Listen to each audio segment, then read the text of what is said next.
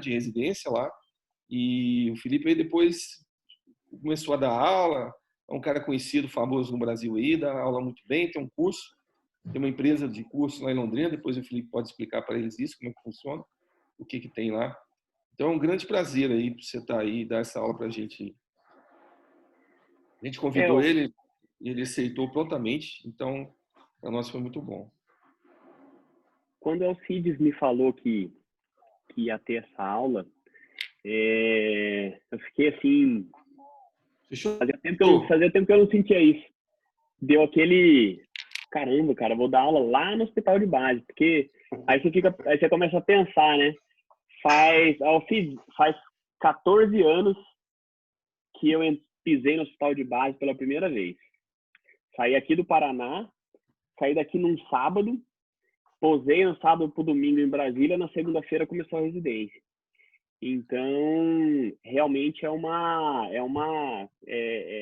momento bacana, assim, de poder falar para a residência da qual nós todos viemos, né? E a residência vem num crescente, né? Numa afirmação de maturidade do programa. Então, para mim é realmente muito, muito bacana poder participar e eu fico sempre à disposição no que eu puder ajudar. Sempre vou ajudar com o maior prazer do mundo. Vou compartilhar minha tela aqui para colocar nossa apresentação. Então tá lá.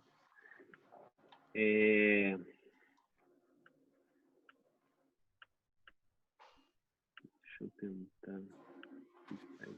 Ótimo. Então, o Alcides pediu para eu falar um pouquinho sobre pletismografia. Essa aula já está na nossa plataforma do Flebo Curso, mas não nesses moldes. O Alcides pediu para eu dar uma acrescentadinha de assuntos. E aí, como o mote, qual é o nosso objetivo principal era falar majoritariamente aí para residentes, eu tentei trazer um pouquinho de alguns conceitos que a flebologia, que a pletismografia aborda no manejo da doença venosa, para a gente tentar fazer um raciocínio um pouquinho mais abrangente do que exclusivamente só o exame. Então, eu tentei colocar alguns aspectos nesse sentido para enriquecer um pouquinho a discussão. Então, a gente vai começar falando sobre as ferramentas auxiliares na avaliação da doença venosa superficial, no caso, a pletismografia, tá? Para quem não me conhece, eu sou Felipe Coelho, eu sou egresso do programa de residência em cirurgia vascular do Hospital de Base do Distrito Federal e morei muitos anos em Brasília, tive a oportunidade de fazer parte da SBACV do Distrito Federal e por circunstâncias do destino eu acabei voltando para o meu estado natal, que é o Paraná, e hoje moro em Londrina. Sou um dos sócios do Hospital Vascular de Londrina aqui. No finalzinho, se a gente puder, a gente conversa um pouquinho mais sobre isso, tá? Bom, vamos lá então, pessoal. Boa noite a todos. E antes de falar de pletismografia, não tem como a gente não chamar a atenção da ultrassonografia vascular. A gente tem alguns bons exemplos de ultrassonografistas muito talentosos no Distrito Federal. E a ecografia vascular realmente foi essa quebra de paradigma no manejo da doença venosa crônica. A gente tem uma mudança drástica a partir do momento que houve a incorporação do ultrassom no manejo da doença crônica e foi a ferramenta que permitiu esse desenvolvimento tão expressivo que a gente teve dentro da flebologia e do tratamento da insuficiência venosa crônica nas suas mais variadas matizes, aí desde os quadros de telangiectasias até os quadros avançados de insuficiência venosa crônica grave, com alterações tróficas e ulcerações, né? Porém, existem algumas situações em que as informações que o ultrassom nos dá não são suficientes para a gente tomar uma decisão clínica muito bem embasada. Muitas vezes você identifica no ultrassom o refluxo ou a obstrução, mas você ainda carece de alguma informação para decidir se você vai intervir, como você vai tratar, da onde está vindo aquele sintoma, e você precisa de um reforço para aquele achado ultrassonográfico, e aí é sobre isso que a gente vai conversar ao longo dessa apresentação, né? Um exemplo típico, essa paciente veio no consultório tem algumas semanas, o paciente veio com essas varizes na perna, fiz ultrassom, tinha um refluxo da safena gerando essas varizes na face medial da perna. Só que era uma paciente oligosintomática, uma paciente com poucas queixas de sintomas, uma paciente magrinha que mora no Japão, veio para cá por conta do falecimento da mãe, veio resolver as coisas aqui do falecimento da mãe, e já é um hábito deles, de tempos em tempos eles vêm para o Brasil para fazer tratamentos médicos, porque eles não gostam muito do tratamento médico lá do Japão, e ela veio para consultar por conta dessas varizes. E aí fica aquela dúvida, né? Será que eu trato só as varizes, preservo essa safena? Será que se eu tratar a safena eu vou trazer benefício para essa paciente? O ultrassom está me falando que a safena está com refluxo, mas a paciente tem poucos sintomas. Será que eu consigo mais alguma informação que me ajude no momento de decidir por tratar ou não tratar essa safena? Sim, não, talvez? O que eu faço, né? Frente a esses casos borderlines, a gente tem uma certa dificuldade de definir o tratamento. Vou preservar a safena, não vou preservar? Trato só as varizes, enfim. Vamos lá, vamos todo mundo dar a mão, vamos tentar fazer um brainstorm aqui para ver se a gente consegue encontrar informações que nos ajudam a decidir casos como aquele caso ali. A primeira informação que é importante a gente ter em mente é que o sistema venoso, ele está fechado, né? Junto com o sistema arterial e o coração e a pequena circulação pelo pulmão. E a gente vai ter em direção distal, e aí falando com o paciente em posição ortostática, a gente tem um aumento gradual da pressão ao longo da extensão do membro. Então a gente vai ter aí na região inguinal por volta de 30 milímetros de mercúrio de pressão, isso vai aumentando atrás do joelho 60 e lá perto do tornozelo em torno de 90. Aqui eu coloquei a foto da Gisele Bündchen, mas se fosse eu, que sou um tampinha, não vai dar uns 90, né? Talvez dê aí uns 65, 70 milímetros de mercúrio, mas ainda assim é uma pressão muito grande, porque tem a pressão da gravidade em toda essa coluna de sangue que a gente vê do sistema venoso, né? E aí, existe uma aferição que é feita para saber qual é a pressão que está distal lá nas veias das nossas extremidades inferiores, né? Que é a pressão venosa ambulatorial. Pressão venosa ambulatorial não é uma coisa nova, isso é descrito já desde a década de 60, e é um dos melhores métodos que a gente tem para avaliação da insuficiência venosa crônica. Tá? Classicamente, essa veia é funcionada uma veia do dorso do pé. O ano passado, o Raju, que é um cirurgião vascular que publica muito sobre síndrome de compressão da veia ilíaca, trombose proximal, recanalização com implante de stent para tratamento de May-Turner e Cockett, ele publicou um artigo mostrando que a pressão venosa ambulatorial ela é melhor avaliada se você faz a punção da safena diretamente do que de uma veia dorsal do pé. Ele conseguiu mostrar que a relação da pressão no sistema venoso profundo era mais fidedigna pela punção da safena magna. Mas a gente ainda não tem isso como padronizado, então eu trouxe para vocês aqui o que é mais comumente descrito na literatura, que é a punção de uma veia do pé. E aí o que acaba acontecendo? Faz a punção, você pede para o paciente fazer 10 movimentos de dorsiflexão ativa, então ele fica na ponta do pé, e a gente observa uma queda brusca da pressão para medidas tão inferiores a 20 milímetros de mercúrio. É por isso que a gente lá no consultório, quando a paciente fala, eu tenho muita dor na perna, você pede para ela andar. Porque quando ela anda, ela faz a dorsiflexão do pé e ela diminui muito a pressão venosa ambulatorial com essa movimentação que ela faz de contração da musculatura, tanto da panturrilha quanto da coxa, glúteo e core, para jogar esse sangue em direção ao coração, né? E o que a gente sabe? Que depois que acontece esse esvaziamento com o movimento da dorsiflexão do pé, a partir do momento que o paciente faz o repouso, Na verdade, isso aí, a partir de 20 segundos, a gente começa a ter um retorno gradual para a pressão venosa de base, desde que o paciente tenha válvulas competentes no sistema venoso. E esse é o grande barato dessa avaliação, porque se o paciente tem válvula competente, vai demorar muito para encher o reservatório venoso ao longo do tempo. Então, ele esvazia, como as válvulas são competentes, demora bastante. Se a válvula é doente, enche muito rápido.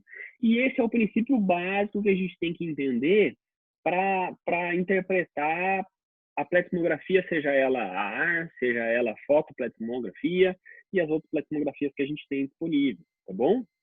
Então, esse número é importante da gente gravar. Eu quero que vocês gravem esse tempo de 20 segundos, tá bom? E a pressão venosa ambulatorial é tão importante que Nicolaides, que talvez seja um dos maiores estudiosos, tanto de pletismografia quanto de pressão venosa ambulatorial, ele mostrou que quando a gente tem pressões venosas menores do que 30 milímetros de mercúrio, praticamente a gente não vai ter ulceração. Já nos pacientes que têm pressão venosa ambulatorial acima de 90, praticamente todos eles terão lesão trófica com úlcera ativa, né? Como que ele fez esse estudo? Ele pegou 3 grupos, pegou um grupo de pacientes saudáveis, pegou um grupo de pacientes somente com refluxo do sistema venoso superficial e pegou um grupo de pacientes com doença no sistema venoso profundo, né? Quando ele foi ver essa turma, o que ele percebeu? Ele percebeu que conforme aumentava a pressão venosa ambulatorial, aumentava a taxa de lesão trófica nesses pacientes, fazendo essa correlação direta da pressão venosa ambulatorial com as alterações tróficas secundárias em insuficiência venosa crônica, tá? Muito bem. Só que o que acontece? A medida da pressão venosa ambulatorial ela é muito invasiva. Imagina se todo paciente com queixa de sintomas venosos que fosse no consultório, a gente fosse pegar uma veia no pé para fazer a aferição da pressão venosa ambulatorial. Durante muito tempo, isso era uma medida disponível, era isso que eles tinham para fazer. Conforme o mundo andou para frente, a gente foi tendo opções, né? E aí realmente vieram novas ferramentas que nos auxiliaram para fazer essa inferência sem ser tão invasivo, mas entregando as mesmas informações que a pressão venosa ambulatorial oferecia. E a opção que a gente tem é uma opção extremamente interessante, é a opção da pletismografia, tá? Pletismografia é um nome originário do dialeto grego e basicamente o que ele quer dizer é o registro dos aumentos, e aqui no caso é o aumento básico do volume do membro que a gente está querendo estudar. Então, o que a pletismografia faz? Ela faz um registro das variações do volume do membro em função do movimento de entrada e saída de sangue nesse membro. Basicamente, é isso que a pletismografia faz, tá bom? A gente tem vários tipos de pletismografia, eu vou me atentar aqui à pletismografia AR e à fotopletismografia, porque as outras pletismografias, elas são muito semelhantes à pletismografia AR, tirando a volumetria, que é um método milenar, basicamente é um balde com um ladrão. Então você enfia a perna da pessoa lá, tudo que sai pelo ladrão da água, você mede aquele, teoricamente, é o volume do membro, né? E aí você consegue fazendo essas medidas ao longo do tempo para saber se esse membro está aumentando ou diminuindo de acordo com a terapêutica que você instalou. Qual é o problema? O problema é a logística de você ter o balde, molhar a pessoa, pôr a perna lá dentro e tudo mais. A gente tem outras ferramentas que a gente consegue fazer de uma forma um pouco mais simples e menos trabalhosa do que a volumetria, né? E é sobre essas que a gente vai conversar a partir de agora. A pletismografia AR, ela é um dispositivo que a gente envelopa a perna do paciente que a gente vai estudar. Ela vai ter um manguito que vai conectado num amplificador. Esse amplificador ele insere com um registro, uma máquina que faz o registro dessas aferições e a gente vai fazer a insuflação desse manguito, né? E então os principais parâmetros que a gente avalia quando a gente faz a pletismografia AR são o volume venoso do membro, o tempo de reenchimento venoso, o volume de ejeção, a fração de ejeção e o volume residual. São muitos nomes, são nomes que a gente não consegue fazer uma associação direta quando você lê o nome, mas a partir do momento que você se familiariza com esses termos, fica bem fácil de entender. E basicamente o que a gente vai obter de informação quando a gente faz uma pletismografia área? A gente vai saber qual é o volume do membro, a gente vai saber quanto tempo demora para reencher esse membro depois que ele é esvaziado, e a gente vai conseguir ter a mensuração de quanto de volume por segundo bate naquele membro depois que ele faz o esvaziamento com as dorsiflexões. E aí a gente vai conseguir fazer as correlações clínicas desses índices para tentar mensurar a gravidade da doença, tá? Então, esse é um diagrama bem bacana, que está no livro do professor Goldman, do Michael Goldman, Sclerotherapy. É um livro que o Alcides me disponibilizou há mais ou menos uns 45 dias, talvez, e eu não consigo parar de ler esse livro, porque, apesar de ser de escleroterapia, ele é um tratado de flebologia, com muita informação interessante, muita mesmo. É um livro extremamente caprichado, vale muito a pena ter disponível e estudar esse livro pelo menos meia horinha todo dia, porque é informação para dar com pau lá. E muitas coisas que a gente ouve em pedaços, em vários locais que a gente estuda, lá está tudo bem condensado, então realmente é um livro muito interessante. Como que a pletismografia área é feita? O paciente vai ficar deitado, põe a perna para cima para esvaziar essa perna. A gente coloca ela para cima para esvaziar. Quem teve a oportunidade de fazer ambulatório com o Dr. Geraldo Felipe, viu ele fazendo a manobrinha da veia da mão para mostrar para o paciente, e talvez seja uma das coisas mais impactantes que você pode mostrar para o seu paciente, para ele entender que ele precisa colocar a perna para cima. E o Dr. Geraldo Felipe faz isso com brilhantismo, e eu não vou esquecer disso nunca, eu faço para todos os meus pacientes, copiando ele. E aí é isso que a gente faz, coloca lá o manguito, põe a perna para cima para esvaziar bem o sistema venoso, e aí você coloca o paciente em pé, parado. O que vai acontecer? Isso vai encher. Então, a hora que vai encher, a hora que você coloca, então, aqui, ó, esvaziamos, tá? Essa linha de baixo aqui. Você coloca o paciente em pé, vai começar a encher o sistema venoso do membro. A partir do momento que ele bate 90% aqui, ele vai dar um índice para a gente, que a gente já vai conversar daqui a pouco. E aí ele vai chegar num pico máximo aqui.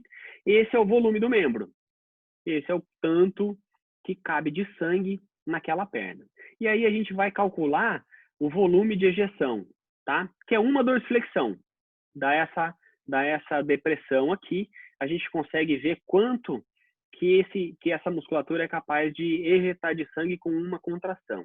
Depois volta para esse platô, e aí você pede sim para o paciente fazer 10 dorsiflexões, e a gente vai esvaziar o máximo possível o sistema venoso, tá?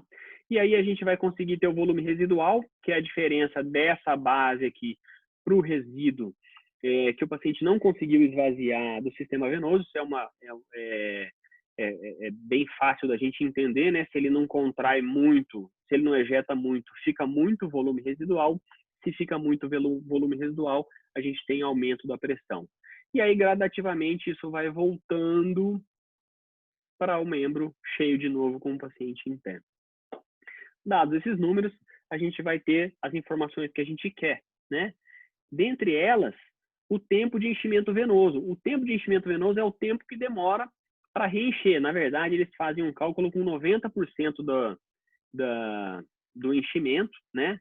E vocês vão ver que quando os pacientes são normais, o tempo de enchimento demora, ou seja, as válvulas são competentes, demora para caramba para encher a perna. Quando o paciente tem doença do sistema venoso superficial, ele enche rápido, mas não enche tão rápido quanto quem tem doença do sistema venoso profundo. Vocês imaginam quem tem refluxo do sistema venoso profundo, é o maior volume de sangue que a gente tem no sistema venoso do membro inferior, então é muito rápido que essas veias permitem, em decorrência do refluxo, que se enche o sistema venoso do membro, né? E isso vai dar para a gente esse índice de enchimento venoso, que ele é dado por ml por segundo. Então, o que acontece? Ele é bem pouquinho nos pacientes que são normais, porque a válvula sustenta, então ele vai encher bem devagarinho, diferente dos pacientes que têm doença do sistema venoso superficial e pior ainda quando os pacientes têm doença do sistema venoso profundo, que isso aqui é bastante volume e muito rápido. Então, o índice de enchimento venoso que a pletismografia AR dá para a gente é um preditor muito fidedigno de gravidade da insuficiência venosa. Então, a gente tem que, esse é um índice bastante interessante. Pacientes que têm o índice de enchimento venoso elevado, eles vão ter doença mais grave, ok? E o sistema venoso profundo é pior do que o superficial, que é pior do que o paciente normal, tá?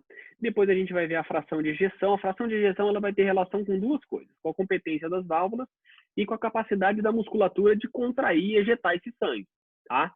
Então, quando a gente tem frações de ejeção boa, a gente tem clearance bom. Fica pouco volume residual no membro, você consegue baixar bastante a pressão venosa ambulatorial, tá? E o volume de ejeção, mesma coisa. Os pacientes normais têm uma capacidade de ejetar muito melhor do que os pacientes com a doença venosa em decorrência da insuficiência das válvulas.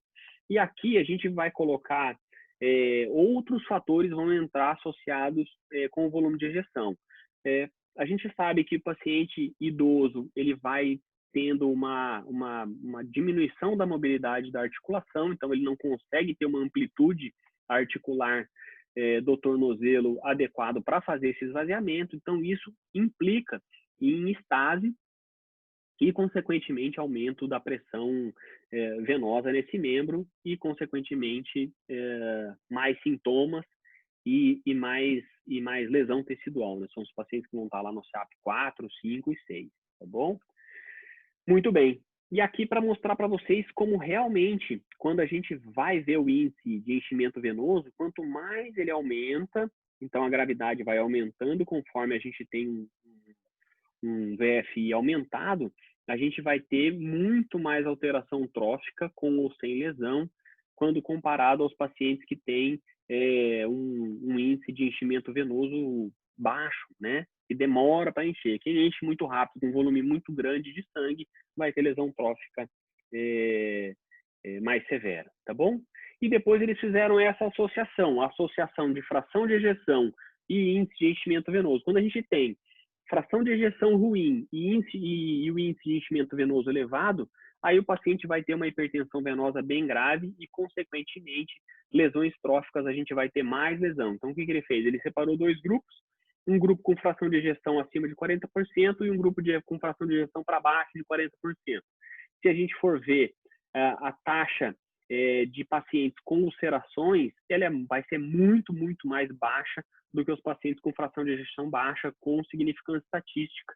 E a gente pode ter isso como um preditor de gravidade da doença. E depois, por fim, eu quero chamar a atenção de vocês, porque quando a gente começa a falar de um tópico muito, muito pontual, parece que a gente dissocia das outras coisas, né? Então, já há muito tempo, ó, aqui de novo, o grupo do Raju já publicou lá em 93 que a informação isolada da pletismografia, ela não funciona bem. O que eles fizeram? Eles estudaram a análise isolada. Então, a pletismografia ela era preditiva em torno de 30% dos pacientes. Quando ela era associada, 60% dos pacientes. Quando ela era associada ao ultrassom, aí ela subia para mais de 80%. Então, a pletismografia ela é uma ferramenta excelente, mas ela deve ser associada a outros métodos de avaliação para a gente ter realmente um valor preditivo positivo elevado para determinar a gravidade da doença.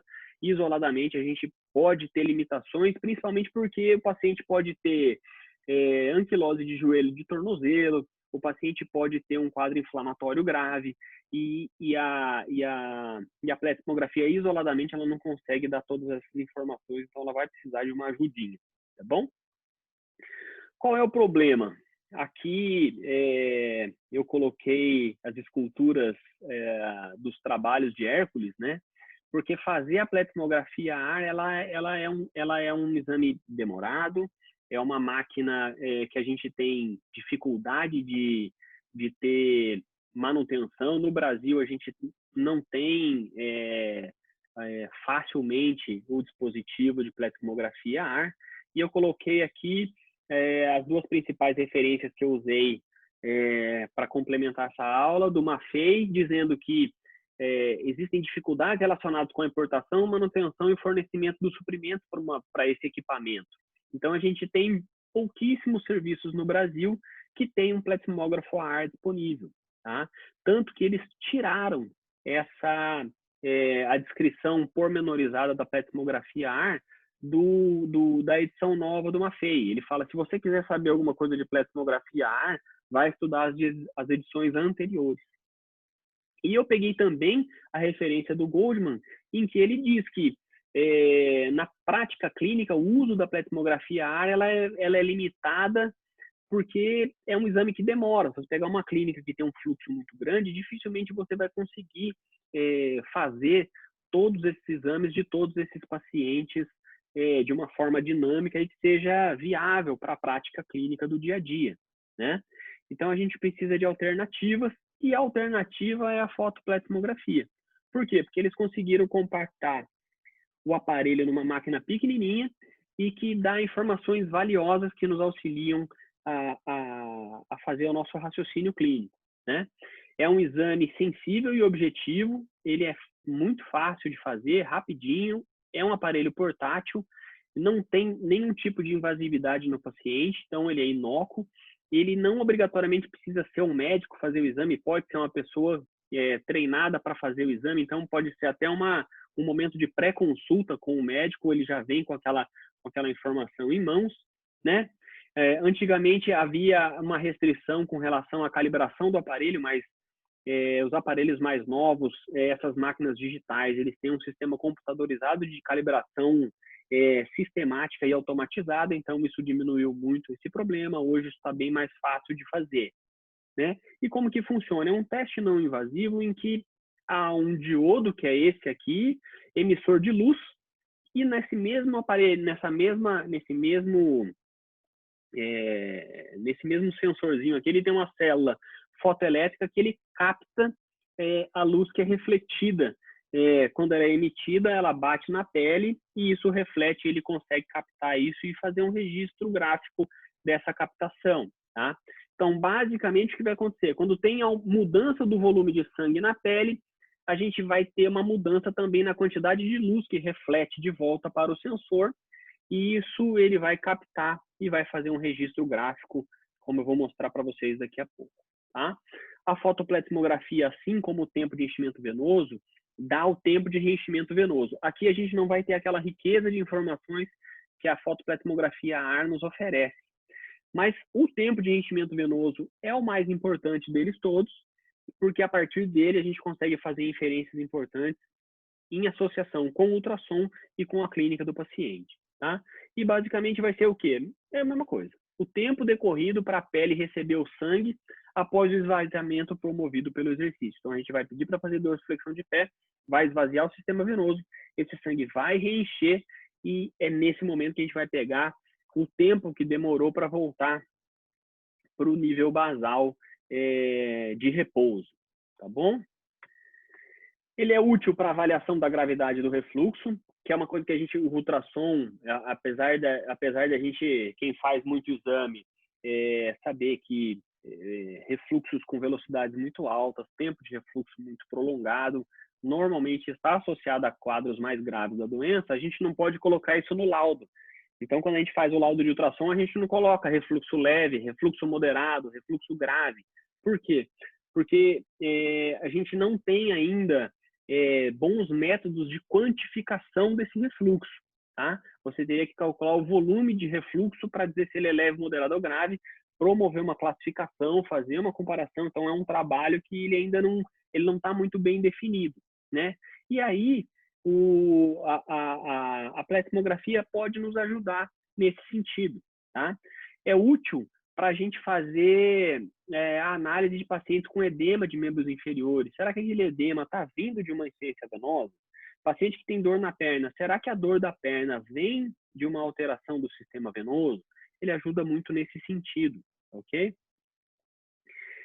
Por quê? Porque ele vai correlacionar dados hemodinâmicos com o poder de bomba da panturrilha. Então, além de dizer para a gente que pode estar havendo um tempo de reenchimento muito rápido, denotando que, de fato, aquele refluxo tem uma repercussão hemodinâmica importante, a máquina também fala para a gente se a bomba de panturrilha está sendo capaz de promover o esvaziamento de forma adequada, principalmente aquela paciente que vem no consultório com muita dor na perna e não tem nenhuma varícia. Você faz ultrassom, o ultrassom é normal.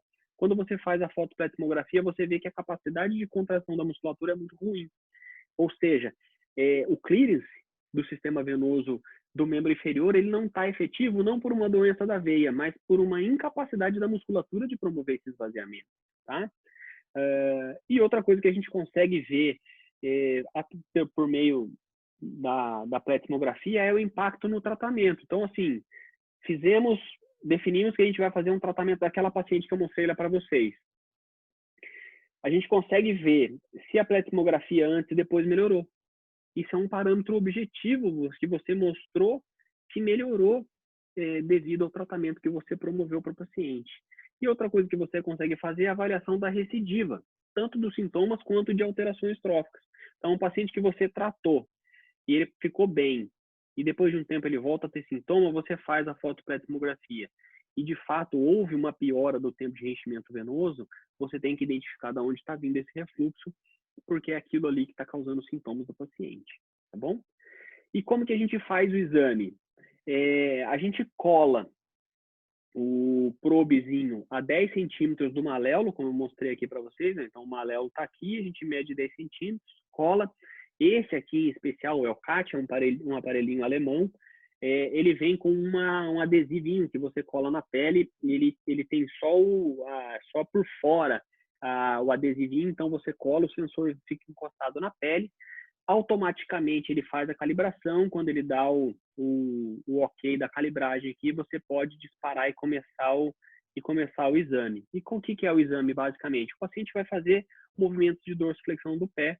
Existem protocolos de 8 e de 10 repetições. Esse aparelho, o CAT especificamente, ele tem um metrônomo, então ele vai dando a cadência dos movimentos e depois que acaba, ele vai montar essa curva. O que vai acontecer? Basicamente, enquanto você está fazendo, o paciente está fazendo as contrações da musculatura, ele está esvaziando o sistema venoso, acabou, ele vai ter uma curva descendente aqui de reenchimento, tá?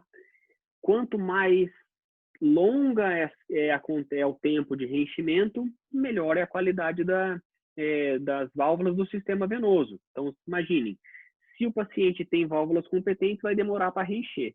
Se ele tem válvulas incompetentes, reenche bem rápido, tá bom? Basicamente é isso que a máquina vai informar para a gente, tá bom? O ideal é que esse tempo dure mais do que 20 a 25 segundos para reencher. Esse é um tempo considerado como normal, igual quando a gente viu lá da pressão venosa ambulatorial, também é mais ou menos esse tempo, tá? A Elcat, ela fez uma quantificação da gravidade a partir dos dados obtidos pela fotopletismografia. Então, ele classificou em nível 1, 2 e 3, leve, moderado e grave, com a duração do tempo de enchimento venoso. 20 a 24 segundos é a insuficiência venosa leve, de entre 10 e 19, nível moderado, e para baixo de 10, a insuficiência venosa crônica grave, quantificada pela fotopletismografia, tá bom? E aí aqui é para mostrar para vocês duas curvas, uma curva normal e uma curva anormal. Então, o que aconteceu aqui? Ó? Fez o esvaziamento, demorou para reencher. Então, a gente tem um enchimento lento e gradual. Diferente da curvinha vermelha, que é um tempo de enchimento anormal. O que aconteceu? Primeiro que já não conseguiu esvaziar muito, né? Ó, você vê que ela contrai. Olha só, ela joga o sangue, mas como a válvula não consegue fechar, ela já volta para baixo. Então, ela nunca consegue pegar aquele pump do contraiu, jogou, a válvula fechou, já vai mais para cima. Aquele sistema de compotas, igual o canal do Panamá, que vai fechando os reservatórios. Aqui ele não fecha, ó. e aí o sangue acaba refluindo e nunca dá um esvaziamento suficiente. E a hora que acaba as contrações, o que acontece? Bum! Rapidinho, a gente tem um enchimento rápido e abrupto, ou seja, o sangue cai tudo lá rápido. Aqui, a gente não consegue ter a máquina não faz esse cálculo para a gente, mas é óbvio que a gente vai ter um índice de enchimento venoso aqui muito alto, né? Vai cair muito volume de sangue rapidamente de volta para o sistema venoso do membro inferior. E uma outra medida extremamente útil que a gente pode usar é o garrote. Por quê? Porque quando a gente coloca o garrote, a gente consegue isolar segmentos que a gente queria simular o tratamento, tá? Que é mais fácil explicar dando o exemplo, tá? Vamos cair de novo na pergunta, tratar ou não tratar, eis a questão. Como que a gente consegue responder essa pergunta usando a fotopletismografia? Imagina que essa paciente aqui tem um refluxo da safena e eu quero saber se essa fenectomia que eu vou fazer vai ter resultado legal lá na frente. O que eu faço? Eu coloco um garrote nessa perna aqui, e aí quando eu coloco o garrote, eu excluo o refluxo oriundo dessa safena. E aí eu faço o teste. Se o tempo de enchimento venoso melhorou, o que ele quer dizer? Pode fazer essa fenectomia, que de fato você vai melhorar a condição hemodinâmica dessa paciente. Então, o teste do garrote aqui, ele funciona como um preditor do tratamento que eu estou pensando. Vamos fazer assim. Aquela paciente lá que eu mostrei para vocês lá no começo, que tem um refluxo da safena e as varizes. Fiz o tempo de enchimento venoso dela e o tempo de enchimento dela deu 18. Coloco o garrote para excluir o refluxo da safena e aí foi para 33. Olha só, quando eu excluo o refluxo com o garrote, eu melhorei demais o tempo de enchimento venoso. Então, está claro para mim que eu devo tratar essa safena, porque, de fato, eu vou melhorar a hemodinâmica desse membro. Só que se subiu de 18 para 21, ou ficou de 18 para 17, ou seja, não mudou, o impacto que o refluxo daquela safena tem é muito pequeno. Então, provavelmente, eu tratar aquela safena não vai gerar uma melhora tão grande para a paciente, tá? Se a paciente procurou porque ela tinha queixa estética daquelas varizes, aí muda um pouquinho de figura, porque se eu não tratar a safena, provavelmente ela vai ter uma recidiva precoce daquelas varizes. O tratamento cirúrgico aí é para deixar a perna mais bonita, um pouquinho diferente o raciocínio. Mas quando a gente está falando de sintoma, você vai expor o paciente a uma intervenção cirúrgica que não vai trazer nenhum benefício para ela. Então, você tem que pesar bem, conversar bem com o seu paciente para decidir se você vai fazer essa fenectomia ou não. Por quê? Porque você tem um dado objetivo hemodinâmico que está dizendo que aquele refluxo não é importante, tá bom? A gente pode fazer isso para safena e a gente pode fazer isso para perfurante também. Então, coloquei o garrote lá, excluí o refluxo da perfurante. Se o tempo de enchimento venoso melhorou, pode tratar, seja com ligadura, seja com ablação, térmica ou química com espuma, seja lá a técnica que você vai escolher. Se melhorou o tempo de enchimento venoso, pode tratar a perfurante, porque ela está gerando repercussão hemodinâmica sim, tá? Esse aqui é um caso muito bacana que a gente teve no consultório. A paciente ela veio com Doppler já realizado num serviço que não o nosso, e ela veio, eu coloquei meu videozinho bem em cima aqui do SAP3. Então, a paciente que tem refluxo de safena e edema de membros inferiores, né? Eu repeti o Doppler dela e realmente o Doppler estava lá, refluxo das duas safenas. Então, ela caía naquela característica típica de paciente C3 com refluxo de safena, né? Aí eu coloco para vocês de novo a pergunta: quem trataria a safena? Essa safena merece ser tratada? O que vocês acham? Todo mundo pensa aí. Será que a gente deveria tratar? O que aconteceu? Eu fiz a fotopletismografia dela. O que a pletismografia mostrou? Normal. Normal, normal, normal. Então, quando, mesmo sem garrote, ou seja, com o refluxo da safena ali ativo, não houve repercussão hemodinâmica para nenhum dos dois membros. Os dois membros com fotopletismografia normal. Eu pedi uma linfocintilografia para essa paciente. E olha o que veio. Paciente com estase linfática importante. Se eu tivesse sido intempestivo, eu ia queimar as 2 safenas dela, e o que ia acontecer com o edema? Ia continuar lá. Exatamente do mesmo jeito. Por quê? Porque o edema que ela tinha não vinha daquela safena. Por acaso, o ultrassom identificou um refluxo, mas não era ele o responsável pelo edema que a paciente tinha. Então, a paciente tinha concentração de radiofármaco lá nos tornozelos depois de 60 minutos, ou seja, ela tinha um linfedema associado.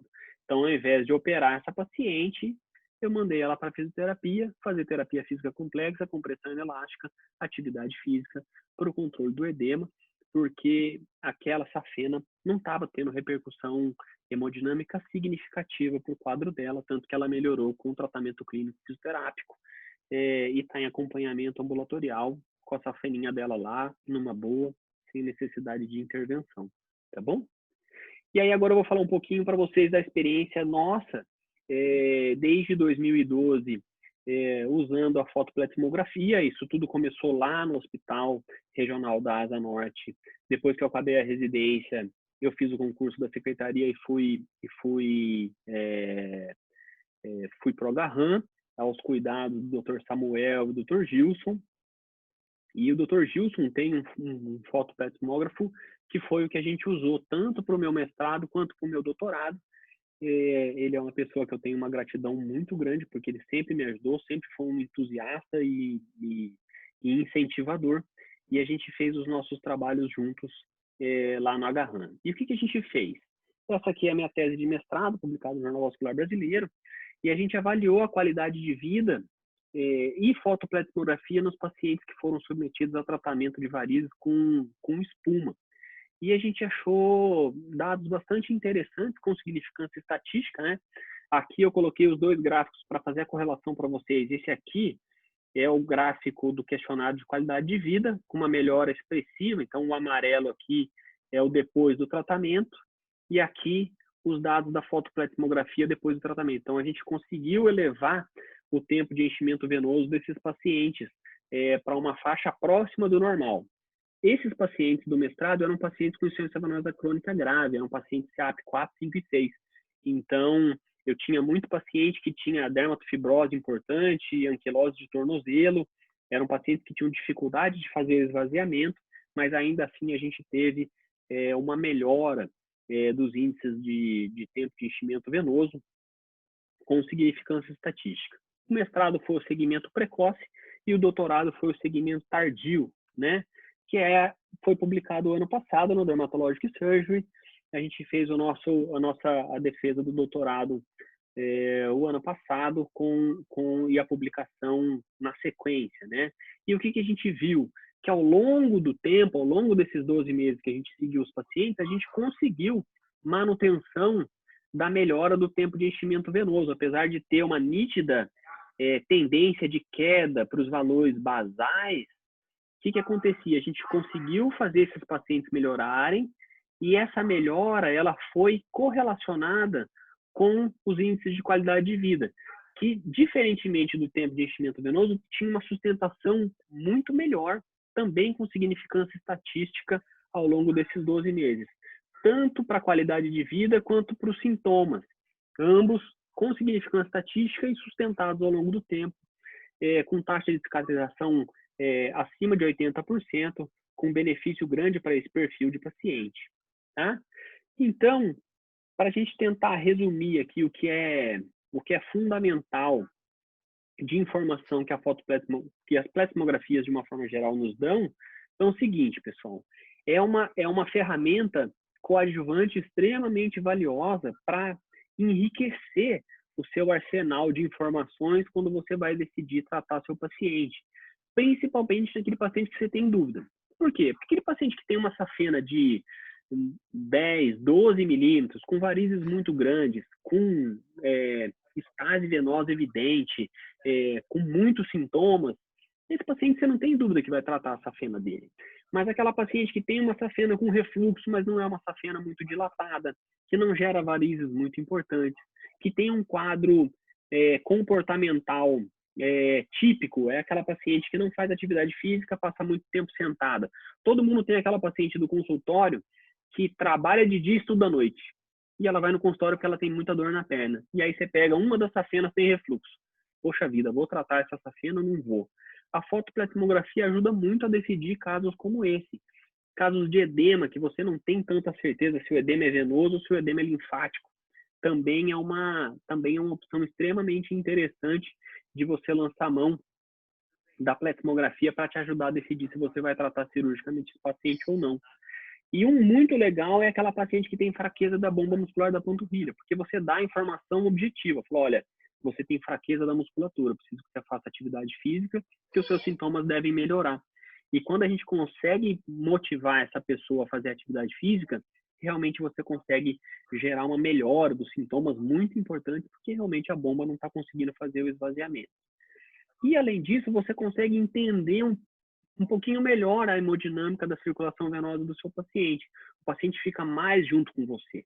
Porque quando você pega e fala para o paciente, fala, olha, você não tem nada, você precisa fazer atividade física, vai para o parque da cidade, caminhar e correr.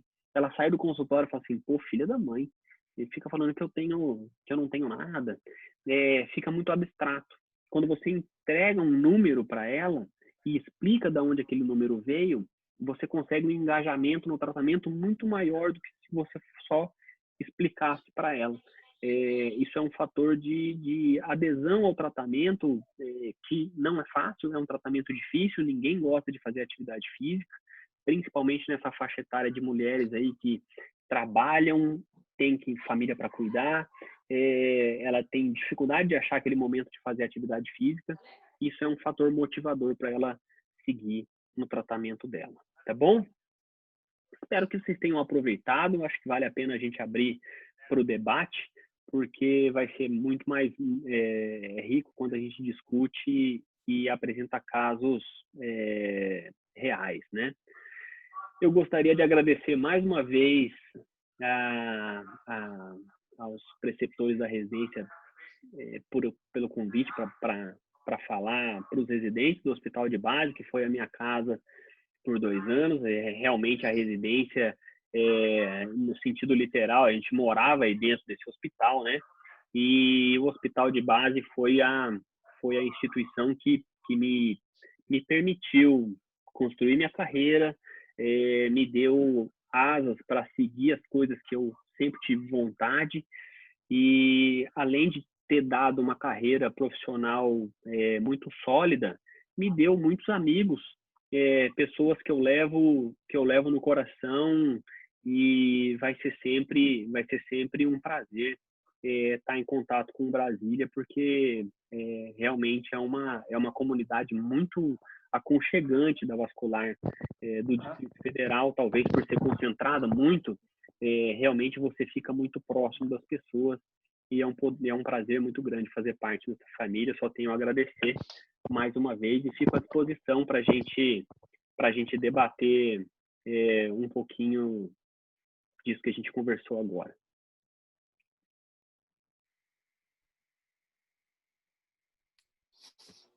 Então, parabéns aí, Felipe, excelente aula. Igual eu te falei, a gente não tem por enquanto, esse dispositivo, esse mecanismo lá. Mas é uma coisa que eu sempre falei para os residentes, que a gente não tem, ou a cirurgia que você não viu, que você nunca fez, você tem que saber bem a teoria, porque pode surgir oportunidade e às vezes a gente vai ter que pegar um exame, vai ter que saber interpretar, etc. Queria te perguntar só uma coisa, você falou ali, a fotoplasmografia, você falou do índice de enchimento venoso. Agora, ele tem mais algum outros dados não tem não, ou não são tão importantes? É bem Então, menos do que é menos, importa, porque é só ele, né? porque a validação dos estudos foi frágil, né? Então acabou que concentrou praticamente tudo no tempo de enchimento venoso. Tempo de enchimento venoso é o que é importante, né? É, Aquela outra coisa que você tem como é que é força de... Quais são os outros que você tem ali, especificamente na fotoplasmografia? é o poder da bomba da panturrilha, Poder da né? foto. Mas isso não tem Esse é legal. tanta... Mas esse é legal, porque realmente, quando você fala para o paciente que ela tem fragilidade da musculatura, e a musculatura tem dificuldade de fazer esse esvaziamento, é muito comum, é aquela paciente clássica. Você coloca ela no Doppler, você olha a perna dela, aquela perna branquinha, você aperta a panturrilha assim, você encosta a mão no osso, né? De tão flácida que é a musculatura. Esse músculo não consegue fazer o esvaziamento. E quando você faz, você percebe que ela começa a esvaziar a curva e a curva não sobe. Ela fica uma curva meio achatada. E aí fica, ao invés de você ter um pico de esvaziamento, depois um esvaziamento, um pico, depois um reenchimento longo, uma cauda longa, você tem uma onda achatada e um tempo de enchimento mais curto, porque é pouco sangue. Ela não esvazia aquela panturrilha, fica lá o volume residual. Se a gente fizesse a pletismografia a ar, a gente ia ver que o volume residual é grande. Ela não conseguiu esvaziar bastante. Só que Deixa eu a te perguntar. fotopletismografia... Pode falar. Pode falar, desculpa. Não, Pode falar. o volume residual ele é interessante, que a pletismografia a ar oferece, que a fotopletismografia não oferece. Porque além de você dizer que a musculatura é frágil, você consegue ver o volume residual, que fica bastante, que não esvaziou. Contraiu, mas não esvaziou. Então, ele fica um volume residual grande. Que essa informação é interessante, né? Muito interessante, na verdade. E no seu laudo vai o quê? No seu laudo vai o gráfico que o aparelho te dá, vai aquela tela, e você bota um laudinho ali falando o que você viu? Não, como é que você faz? A gente fez um laudinho padrão. Exame, faz igual no ultrassom. Exame realizado com o paciente sentado depois de 2 flexões do pé. Observou-se tempo de enchimento de tanto, compatível com insuficiência venosa leve, moderada ou grave. Aí você dá uma impressão ali, né? Isso, Legal. O que acontecia? Aí em Brasília, além de tudo, era extremamente rentável, porque os convênios pagavam super bem. Tipo, pagava, eu lembro assim que eu adorava quando era paciente da Caixa, que pagava tipo R$400 um exame que demora 3 minutos para fazer, e pagava 400. É excelente, excelente. Antes de pegar aquela fase da migração dos tribunais, dos ministérios para as grandes operadoras, o Senado pagava R$680 uma fotopletismografia. Então, além de tudo, aqui em Londrina, a gente não consegue cobrar de ninguém. Nenhum plano paga. O convênio não paga, né? Não paga. E aí acabou que a gente até ia comprar outro aparelho e a gente acabou não comprando porque calhou de cair no dólar muito alto. Então, assim, hoje ele vai estar saindo perto de R$20 mil um aparelhinho para você trazer dos Estados Unidos. É pesado, né? É pesado porque, assim, se você pagasse 20 mil, mas você conseguisse monetizar, ok, é igual um aparelho de ultrassom. É caro, mas você recebe por aquilo e ele vai te pagar. Mas são muito poucos os que a gente consegue receber. Então, esse é um outro problema de ordem prática que limita também, né? Porque você pode trazer, mas você vai cair em 2 problemas. Primeiro, que o aparelho não tem Anvisa. A gente não tem fotopletismógrafo no Brasil que tem Anvisa. Você vai trazer um aparelho de fora. Se o convênio for rigoroso para fazer o credenciamento da máquina, ele vai pedir. E você não tem. Então, automaticamente, você já não vai conseguir. Se você for cobrar particular do seu paciente, alguns vão entender e vão pagar, mas alguns vão ser aquele padrão de paciente de plano de saúde. Já falo assim, mas eu pago plano de saúde, exame não faz pelo plano, por que não faz? Me dá o pedido que eu vou atrás de fazer em algum lugar. Então, você cria um conflito com o seu paciente, né? Então, vejo com tristeza a realidade que a gente tem da nossa prática hoje, porque os aparelhos são caros e, apesar de dar informações muito valiosas, é difícil você fazer isso de forma gratuita, né? É difícil. Felipe, tem uma pergunta, eu acho que é do Paraná, do colega seu lá, o Fernando Silveira. Olha aí no chat. Ele está te perguntando como você usa a pletismografia na sua rotina do dia a dia. Então, a paciente vai para o Doppler, ela faz a pletismografia e o Doppler. Porque a pletismografia demora 2 minutos. É muito rápido. Então, deixa a paciente sentada, tira a escadinha, ela vai ficar com um membro pendente, você cola o probezinho do fotopleximógrafo, pede para fazer 10 dorsiflexões e ele vai desenhar a curva para você, acabou. Então, é interessante porque você já faz o Doppler procurando o porquê que deu um tempo de enchimento venoso ruim. Da onde está vindo? Você tem que achar.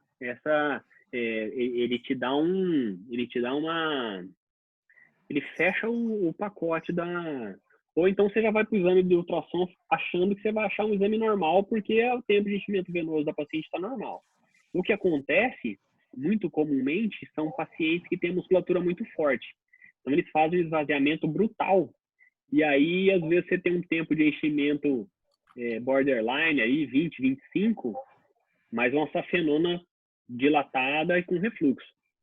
E aí, ao invés de ajudar, atrapalha um pouquinho, mas aí você vai mais para a clínica, que normalmente são varizes volumosas, e acaba que você decide pelo tratamento, pelo fato de ter... Cai naquele padrão de que, assim, nos CEAPs precoces, 2, 3, não existe uma correlação linear dos sintomas com a apresentação clínica. Pacientes com varizes imensas e assintomáticos e pacientes com poucas varizes e com muitos sintomas. Então, a gente não vai conseguir ter uma linearidade dos sintomas com a apresentação clínica da doença. E aí a fotopleximografia é legal para isso, porque você consegue alinhar mais. Tem sintoma, tem pleximografia ruim, pode tratar, pode fazer intervenção que você vai beneficiar o paciente. Felipe, você que tem muita experiência, quer falar alguma coisa aí, Felipe? Não, eu primeiro queria falar que fiquei feliz em ver o Felipe aí dando aula, matar a saudade, vi o Fred, vi que a Karina está aí também, a Aline. Parabéns pela sua aula, mas eu acho que isso foi importante para muita gente, principalmente por mais jovem, daí está o Marcos, está o Alcides, o Léo, que são os preceptores aí da residência, é que isso é importante para se ver que a angiologia e a fisiologia da doença venosa é importante para ser vista. Porque chegou um tempo que o ecodoppler vinha pintado de vermelho, uma safena de 2, 3 milímetros, estava autorizando cirurgiões a fazer safenectomia. Não se raciocinava fisiologicamente. O Doppler te dá uma noção hemodinâmica, mas a fisiologia está na pleximografia. E a gente fazia aqui muita pleximografia a ar, e fizemos a foto também. Eu, particularmente, tenho uma predileção pela pleximografia a ar. Porque se você for ver seu gráfico, o volume de informações, ele é brutal, né? Então, eu fiquei feliz por isso. Acho que isso incentiva os outros a verem que não é apenas ver um exame, que às vezes é feito por um terceiro, e que a fisiologia e a queixa do seu paciente com a pleximografia poupa a retirada de segmentos de safenas, que você mostrou 2 safenas que tinham refluxo e estavam tendo uma tributária, mas que a pleximografia era normal. Então, isso é que eu achei importante. Parabéns pela aula, fiquei feliz em ver todos aí.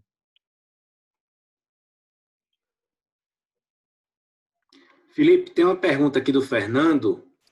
Ele pergunta se você faz o exame em todos os pacientes. Não faço em todos. Não faço em todos. Porque, por exemplo, tem paciente que você olha, você já decidiu pela conduta. Nossa, a paciente tem varizes calibrosas. Tipo, você até pode fazer para ter um parâmetro de resultado pós-operatório. Mas você já sabe como vai ser. Então, na verdade, ela funciona para mim como um auxiliar naquela paciente que eu tenho dúvida no que eu vou fazer. Tem refluxo na safena, vou tratar? Eu não estou querendo porque parece que não vem daquela safena os sintomas que ela tem. E aí você tem mais uma informação para jogar na discussão. Principalmente quando vem para a segunda opinião, né? O paciente fala assim, doutor, eu estou vindo aqui porque o doutor falou que eu preciso tirar a safena. Cirurgia com hack vai tirar minha safena e eu não sei se eu quero, e aí eu queria saber, eu queria uma segunda opinião. O exame é legal, porque você tem mais uma informação para dar, e ainda mais se você não está realmente concordando em fazer que aquela safena seja tratada. Porque aí você acrescenta um dado, né? Fala, olha, a minha sensação é de que não vai te beneficiar tratar a safena, e esse exame de fato também ajudou nessa minha decisão, porque mostrou que provavelmente a gente não vai ter uma resposta muito boa fazendo sua cirurgia, tirando a safena, você não vai melhorar. Então, eu prefiro usar nessas circunstâncias e nas pacientes que são muito queixosas e que o Doppler é normal.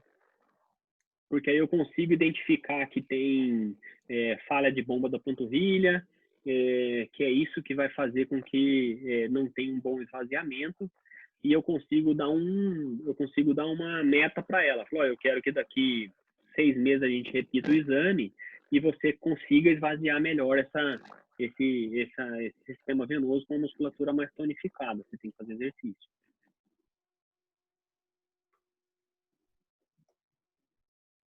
Felipe, interessante, cara, essa aula que você nos mostrou, porque hoje mesmo na enfermaria coisas interessantes, né? São tantos anos que você saiu lá da residência, 14 anos, né? Você falou. Hoje não, eu saí a 12 e entrei a 14. Entrou, tá, é verdade, são 2 anos, né? Você tem uma ideia, hoje na visita à enfermaria lá, a gente teve uma situação, um exemplo de um caso em que foi feita uma pergunta pelo próprio residente que estava passando, que estava apresentando o caso, e a gente debateu um assunto que a gente já tinha feito um estudo na sexta-feira de uma apresentação da classificação da WIFI, para estudo de doença complexo, doença isquêmica, infecciosa, etc. E aí eu falei, olha, a gente precisa lançar mão, a gente tem esquecido um pouco, deixado de lado um pouco dessa avaliação mais objetiva que o Doppler, né, que o Doppler de canetinha, que a fotopletismografia, a pletismografia arterial dá para a gente, né, e que colabora nessas situações realmente de dúvida. As coisas estão muito assim, direcionadas. O paciente chega lá com lesão, é lesão trófica, não tem pulso, ultrassom, arteriografia, revascularização. Mas cada vez mais a gente observa, a gente tem mostrado para eles isso, né, que é importante, que é interessante você ter um dado objetivo, de pré, de pós, né, até para você, e aí a gente observa os documentos americanos demonstrando que isso ainda né, voga, né, a avaliação do perimetro, etc. E quando você vê uma pessoa que lida, né, na prática diária com essa situação, né, e estudo das doenças venosas, e demonstrando, né, o papel, a importância desse tipo de avaliação objetiva, não invasiva, a gente vê que a gente está no caminho certo. É importante, né, debater, é importante trazer isso à tona, não deixar isso ficar apenas no conceito histórico. Acho que esse é o ficar velho, né? Você vai ficando velho, você vai aquele ímpeto que a gente tinha de ser agressivo, você coloca o freio de mão, né? Eu tenho um slide que eu coloco em várias aulas minhas, que é aquela do julgamento. O bom julgamento, ele vem com a experiência, né? E a experiência, ela só vem de maus julgamentos. Então, assim, você opera uma paciente e a paciente não tem uma resposta boa, aquilo te dá um aprendizado monstruoso, né? Você foi pelo mal que você aprendeu que aquele perfil de paciente não precisa operar. Então, pelo menos eu tenho percebido que a tendência agora é você diminuir a sua indicação cirúrgica, porque você começa a enxergar o paciente de um jeito...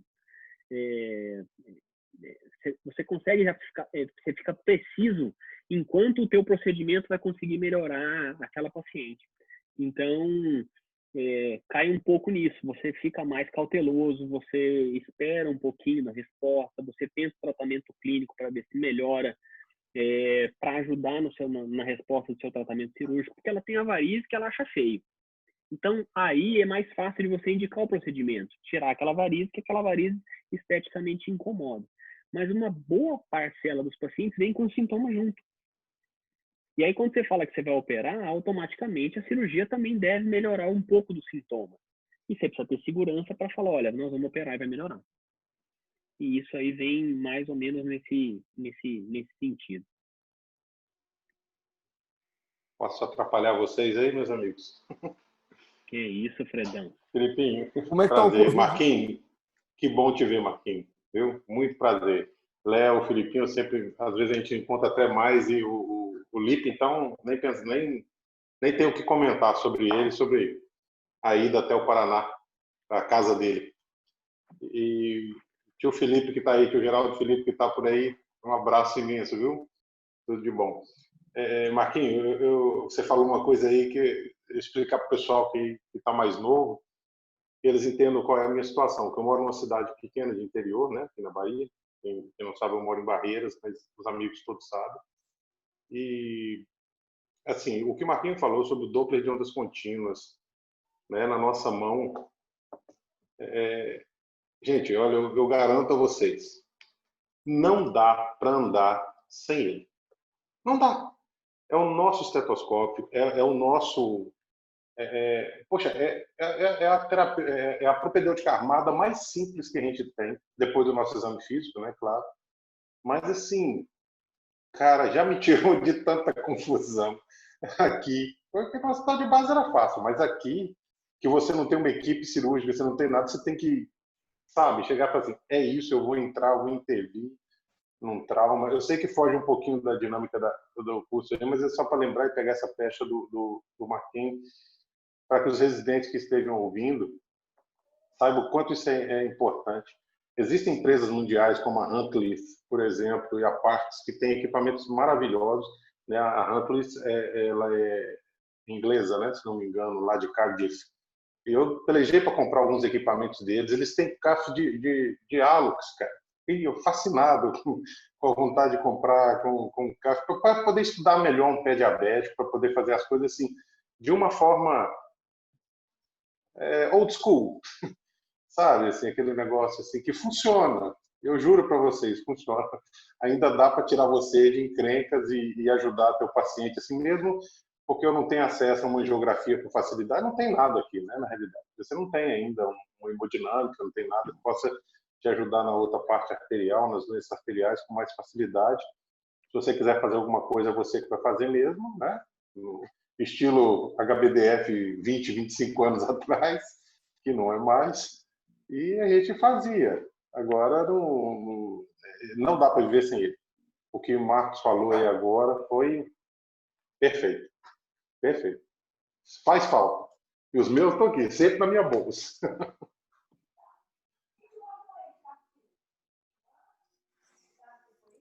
Isso aí é uma tecla que a gente constantemente bate nas visitas lá na segunda-feira. Tanto eu quanto o Marco Aurélio.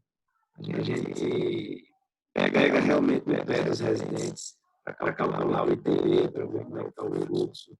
Isso aí como você falou, é fundamental. Felipe, como é que era a medida de ITB na nossa época? Você lembra? Lembro. Quem que fazia? A gente fazia de vez em quando? Como é que era? Como assim? Pô, a gente fazia 3 horas da manhã, que esse maldito desse Frederico. Não, eu falo assim, nos pacientes arteriais, como é que era a rotina?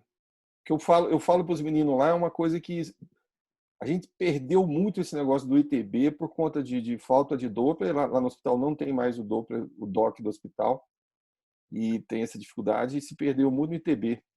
Né, o Marco Era Aurélio, obrigado. O paciente internava, tinha que ter em tornozelo, braço. Todos tinham que ter.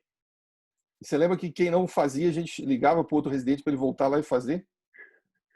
A gente tinha um colega meu R2 que ele quase não fazia. A gente ligava para ele direto: olha, o paciente tal, você vem aqui e faz, porque eu não vou fazer. Você tinha que ter feito.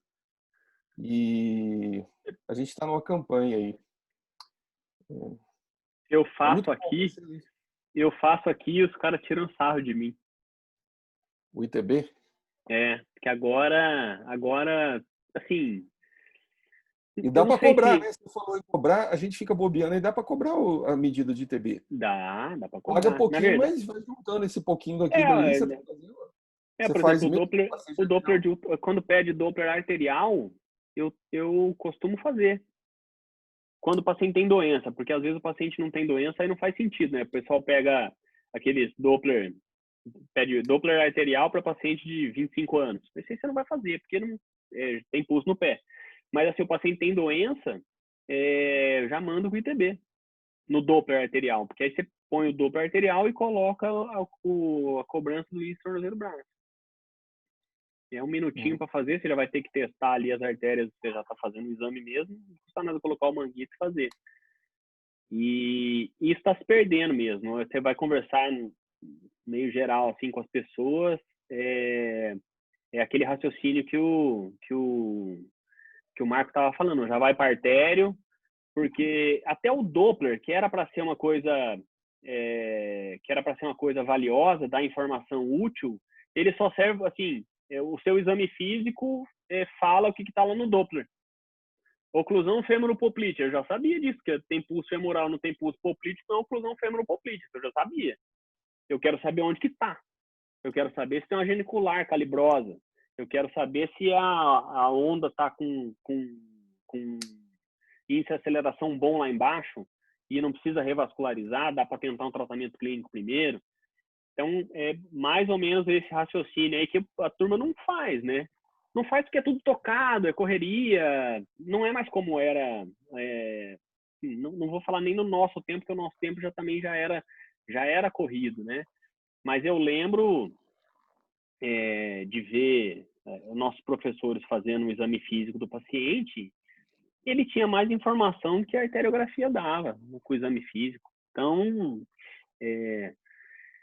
eu acho que o tempo ajuda as pessoas o que os programas de residência precisam é justamente isso, chamar a atenção deles que precisa, né, fazer.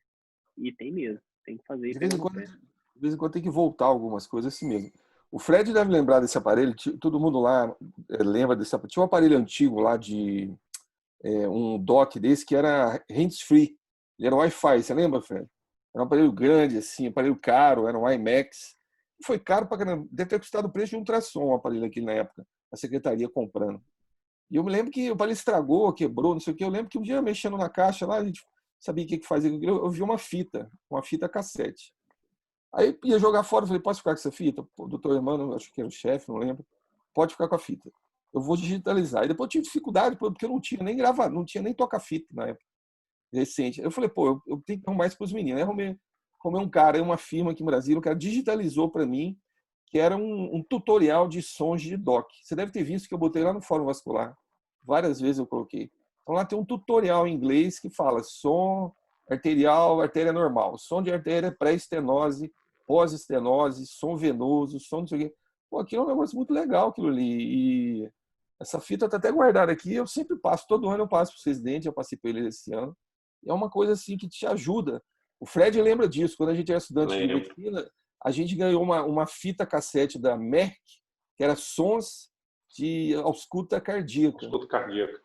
Tinha lá, som em ponta de diamante sistólico, não sei o que lá. E eu botava aquilo num carro, às vezes eu ia para 3 pontos escutando aquilo. Não aprendi nada, mas eu escutava aquilo. Então, essas coisas antigas de semiologia, a gente não pode esquecer isso, porque quanto mais completo você souber isso, melhor você vai atender, mais diagnóstico você vai dar e melhor a medicina você vai fazer. Coisa moderna é ótimo, mas a gente não precisa esquecer para trás, né? Deixa eu só fazer um comentário aqui. Quem de vocês já recebeu paciente meu de presente aí em Brasília? Todo mundo.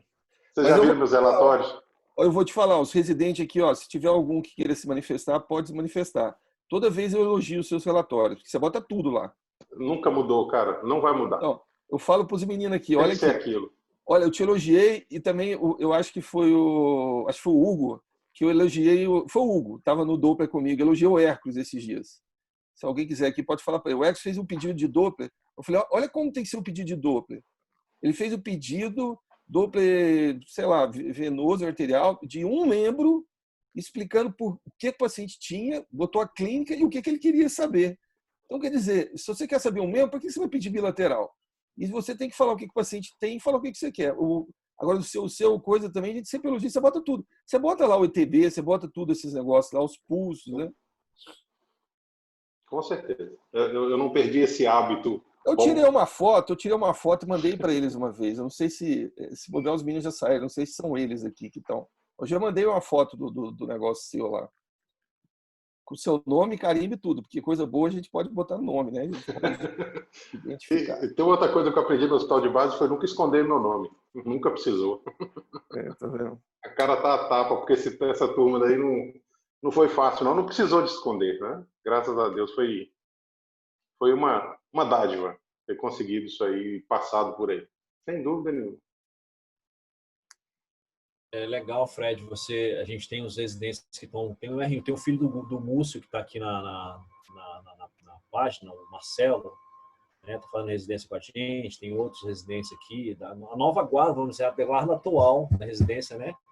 Legal demais ele escutar você, o Felipe, né, falando, o Filipão aí, né, falando que até hoje, né, além de importância de estudo para semiologia, para o estudo da fisiologia, da hemodinâmica arterial e venosa dos membros inferiores, que é o que a gente é o nosso métier, né? Aí tem uma coisa que eu queria comentar com o Felipe. Felipe, aquele caso que você colocou aí da moça que tinha refluxo bilateral safênico e a pletismografia era normal, dependendo do caso, assim, de quem indicasse que tipo de técnica cirúrgica que fosse fazer naquela paciente, talvez aquele edema pioraria. Então, na realidade, ela não iria falar mal de quem ia operar porque não melhorou, mas ela iria simplesmente execrar publicamente para todos porque piorou, né? Porque teria piorado o quadro dela, dependendo da técnica. E só, eu tenho certeza que todo mundo aqui, de uma maneira ou de outra, já viu um caso assim, já pegou um caso de uma paciente que